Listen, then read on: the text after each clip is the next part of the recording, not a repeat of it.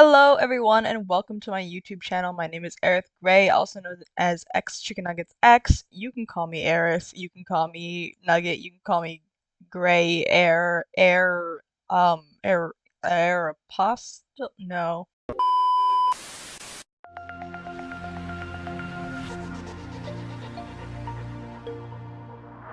Anyways, hello and welcome to my YouTube channel. I'm gonna be using this YouTube channel for a lot of different things. I've already got a couple animatics up, but I did want to also use it for, I guess, kind of educational purposes, if you will. Um, so the first series I wanted to do on here, which is only going to be probably two, maybe three parts, we'll see how it goes, is my How to Webtoon series. I am a Webtoon artist. I have a very small Webtoon called 7 Months Time. I only have 8 subscribers on it now, but I haven't been posting for a very long time. And I've learned a lot as I've researched, and I figured I would share it with you guys. My first shot at Webtoon was absolutely terrible, and I've learned a lot about it since then. I guess as a little funny over here, I will show you my very first Webtoon. I left it up. It is, you can go and see this, but it's completely inactive now. It's called Unfortunately Timeless. I made 6 episodes. There was a lot of things about it that, aside from, the art was bad, the layouts were bad, the cuts, you see, there was no smooth cut. I did not know what I was doing. The text bubbles were just boxes. It was a whole thing. You can go and see this now. It is completely discontinued. Do not ask me for more episodes on it because I will not be returning to this cursed. Oh my god, the chins were so pointy. Um, the eye glints. Oh my goodness, I can't with myself. This is all. Oh my god. This. Oh. The foom and the foosh. Okay, that's enough of that for today. But I left this up so that I personally would be able to see my own progress as I grow and develop as an artist. And even though for a very long time I was very, very embarrassed by it, I'm choosing to do my best to not be anymore.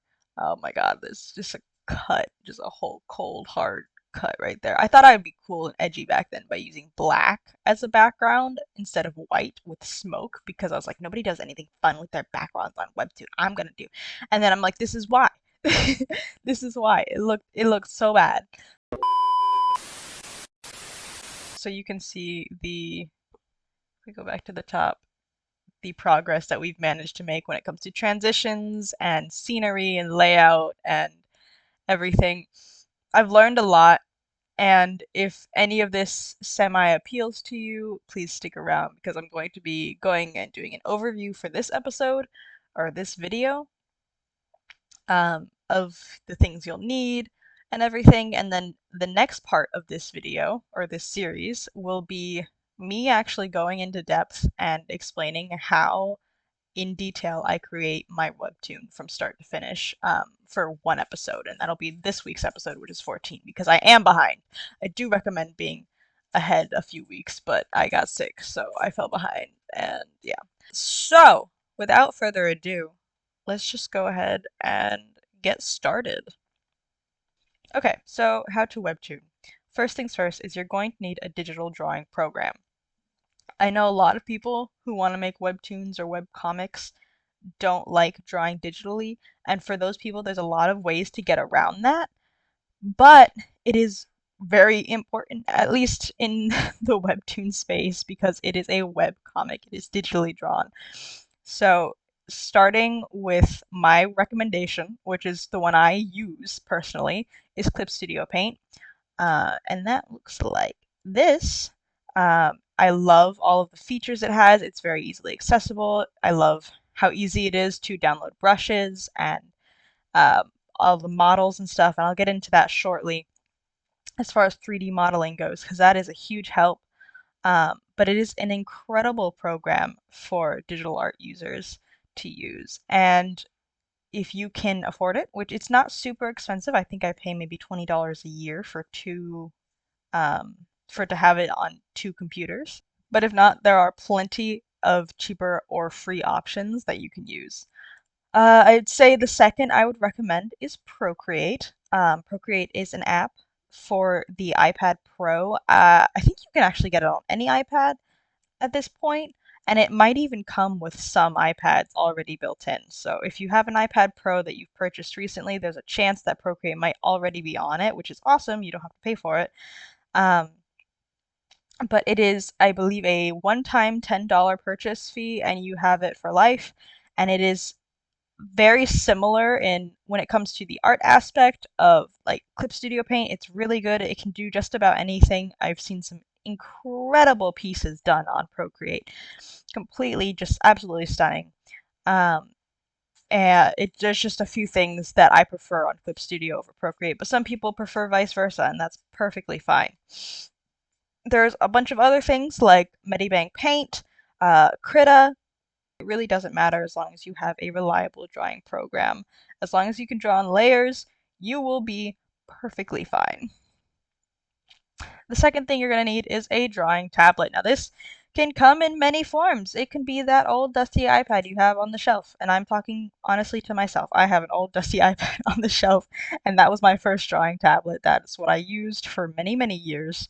And only, I would say, maybe about a little over a year ago did I actually upgrade and get, or I should say, my lovely husband bought me a XP Pen tablet. XP Pen is an incredible brand. It is monumentously cheaper than a lot of brands. I mean, you can get a Wacom for $1,000, but XP Pen does an amazing job if you want a good tablet and you're on a budget.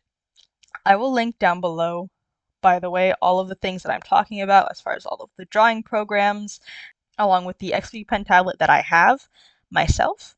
Um, and mind you, I did get it on sale. I think it was Black Friday, and it was much cheaper than it is now, I'm sure. In addition to that, if you have an iPad already that works just fine, you can also get Clip Studio Paint on your iPad if that's what you choose, or if you're using Procreate or any of those other brands. The only tricky part that I've found with iPads is that Apple Pencils are expensive, and this is a story I learned the hard way.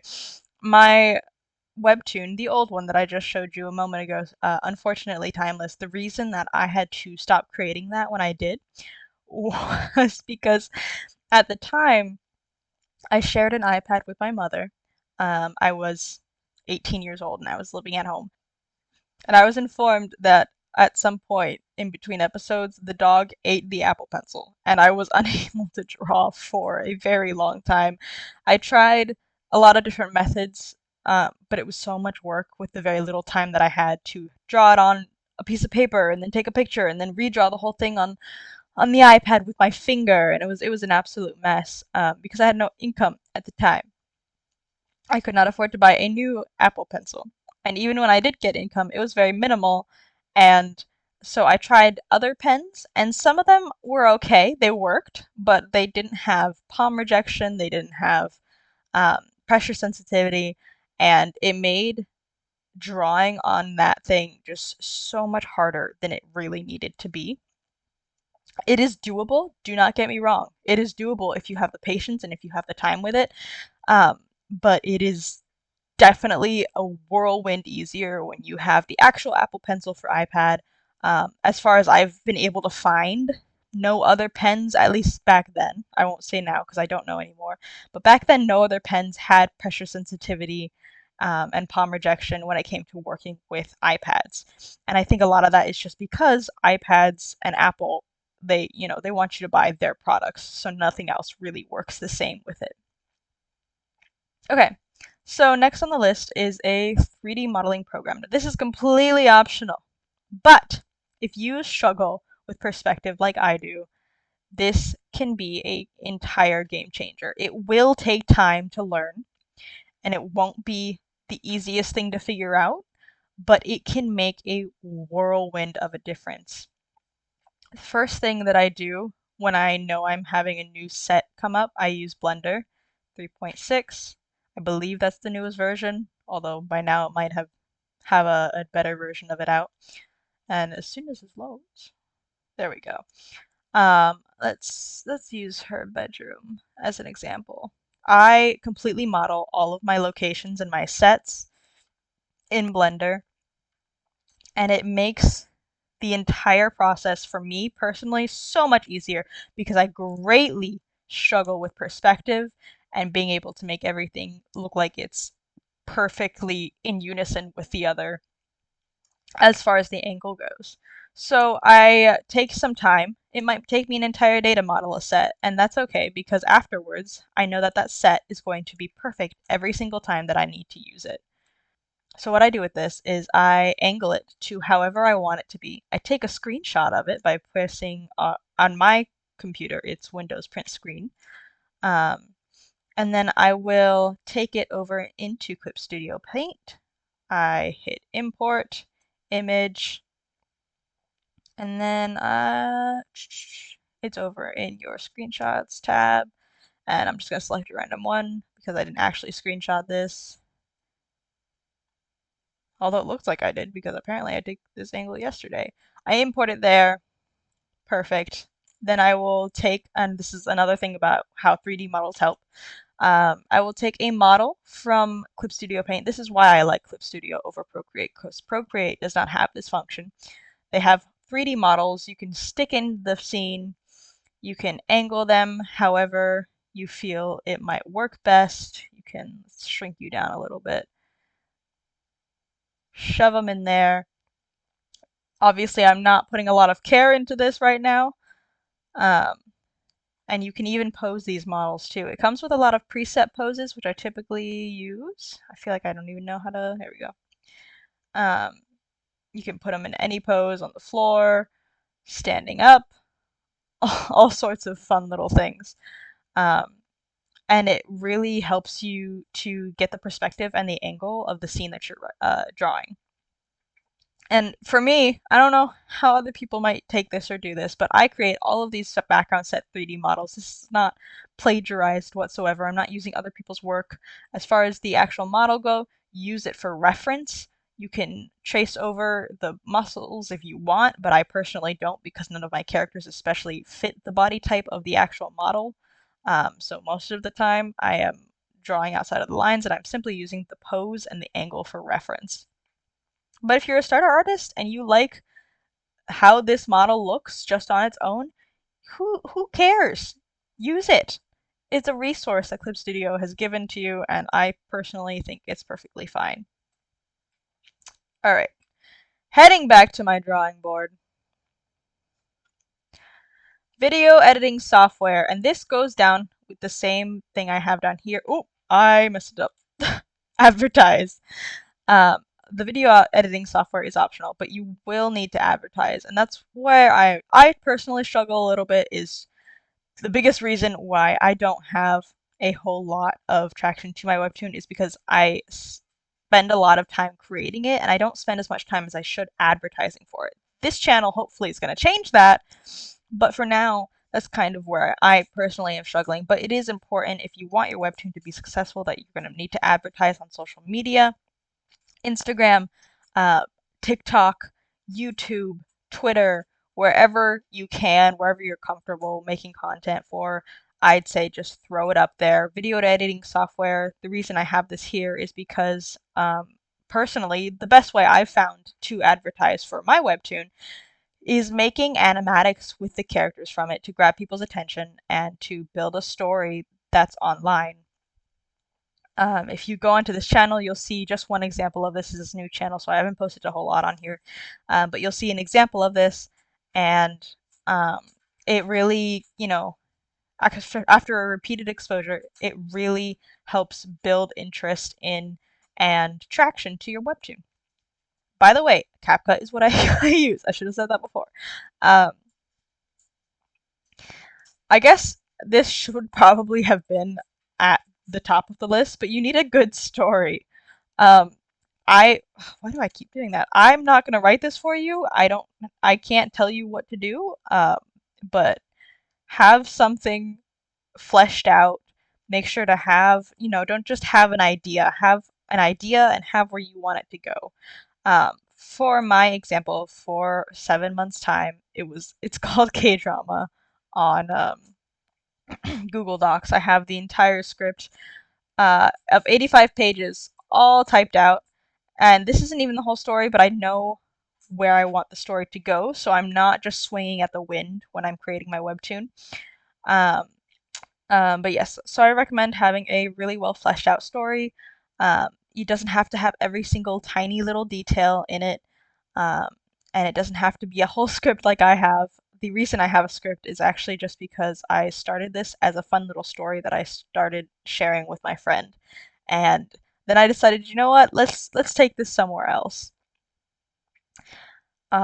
So it can have as little or as much detail as you want, but you need to just make sure you know where your story is going, so that you don't even curveball and surprise yourself. And by doing that, a lot of times you can lose quality in the story because you're just kind of desperately trying to figure out what to do next. All right, there's one more thing that I didn't put in here that I should have, and I'm gonna put it in here now. Did I spell that right? I don't know. I think I did. Patience. You're going to need a lot of patience with yourself when it comes to launching your webtoon. I absolutely recognize, or I absolutely recommend just going for it, because if you don't push yourself to do it, a lot of times, at least in my case, if I didn't push myself to just post on a random like Tuesday, I would have never actually done it. But it takes a lot of work, and a lot of times that can be a bit discouraging. You're not going to see results as fast as you want them unless you have some video online blow up. That would be awesome. But by going to other webtoon creators and their webtoons and looking at how they lay out their webtoon, what their thumbnails look like, etc., you can really learn a lot, and it can help you grow faster. Um, for example, I had several different thumbnails until I came and created this one for 7 months' time, and I've found that it's improved my traction by quite a bit. And it's because my thumbnails before were a lot more bland and dull and not as vibrant and eye-catching. And I learned that by looking at the thumbnails of other creators and kind of comparing and contrasting. What do they have in similarity? What do they not have? What does mine have that they don't have, and vice versa? So, having patience and studying and researching will help you a ton in the long run. And keeping pace with when it comes to your art, you are going to 9 times out of 10 strongly dislike it. It's just how we are. It's a curse of the artist, unfortunately. But you need to keep moving forward, because if you focus on how crooked this man's nose looks for 5 days, you're never going to be able to post on time. And I guess that also comes along with good scheduling, which I had on there earlier, but I was like, nah, maybe I'll take it down. No, we're putting it back on the list. We're putting it back on the list. It's everything is capitalized because I have caps lock on and I'm not turning it off. Good scheduling. In order to create a webtoon, and if you want to post regularly, for me, I post once a week, um, and create advertisements and whatnot, you need to have a good schedule. And it is going to take time. You're going to need to have time devoted to this. If it's just a fun little hobby that you want to pursue, do whatever you want. I don't care. But for those of you who really want to make something of this and you have this dream, it's going to take a lot of work and it's going to take a good schedule. Okay, I have rambled on now for over 30 minutes, and I think I'm going to call this video here. I think that's all you need to know, really, to get into your first webtoon. If you have any questions, please leave them down below. And in the next video, I'm going to be going over the entire process that I personally take to create an episode of 7 months' time from start to finish. That is looking at the script, that is drawing out the panels, that is using Blender to 3D model an entire set, and everything that goes with it. So if you want to see that, please subscribe to my channel, and that will be coming out hopefully within the next week. If not, I don't know. I haven't really set up a posting schedule yet, but it'll be coming out within the next week, if not the week after. So if that interests you and you want to learn more and see how someone else does it and kind of how do they say glean from the crops, then please do come by. Please drop a subscribe. And thank you so much for watching. My name is Aerith, and I'll see you next time. First thing is you're gonna need some materials, and you're gonna need some